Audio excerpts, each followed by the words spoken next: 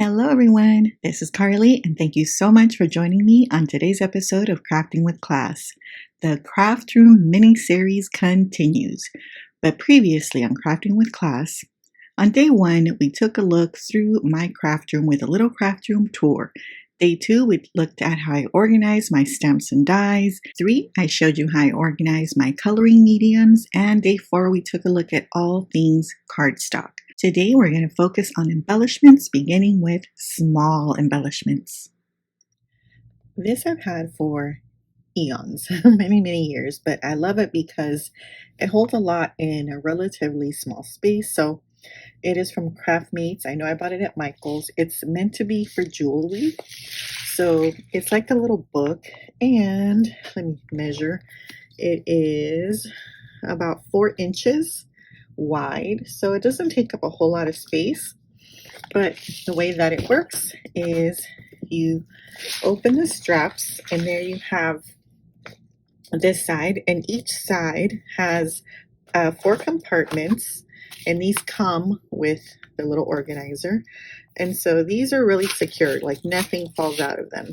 In order to open them, you do have to push on the side and then pick whichever one you want to open. So if you just you can't just open them by trying to open one, right? So they're pretty secure that way. So I have all my sequins in this side, and then you open it again, and then on this side you have even more room. So here I have even more sequins, and then in the middle you have, let me move it this way, you have the space here, and then here I have more like eyelets and brads and other little things like that. And I even have more room here. So here I guess it's meant to be like some kind of work surface right here. So it comes with 84 little compartments, and I guess this is supposed to be some kind of little work surface. So it folds in, then this one, and then this one, and then you snap it closed. So yeah, it's really neat little thing because it holds a lot.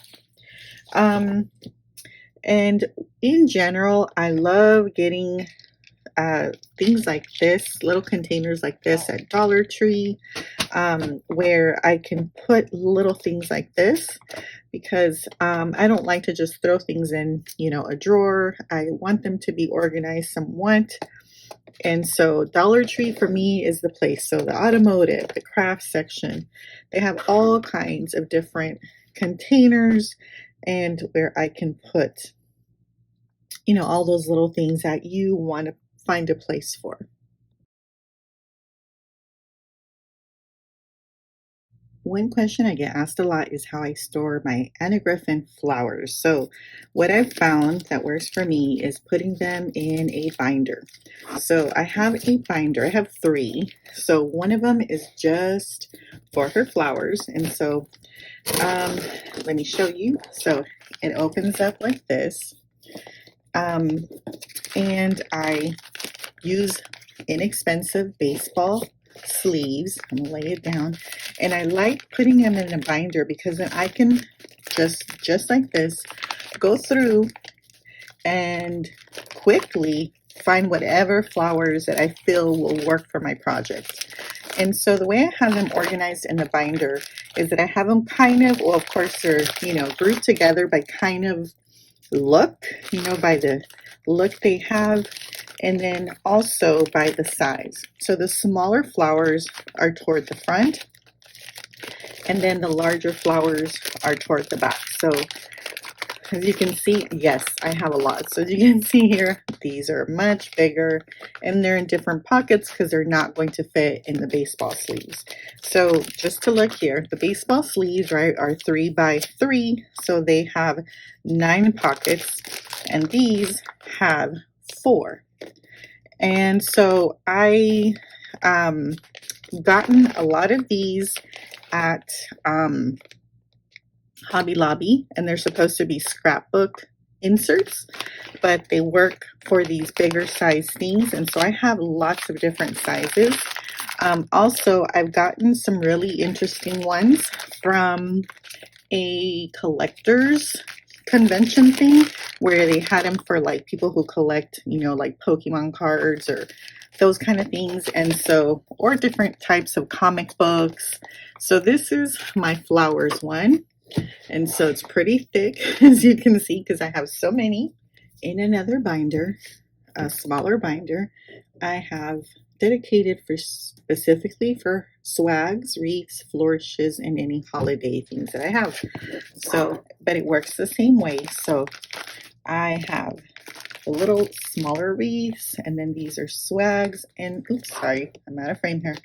So I have them first by like and by sizes. So, you know, I can flip through. I have these butterflies. So in the back, I have the holiday sentiments and any holiday type of embellishments. So that's this one here.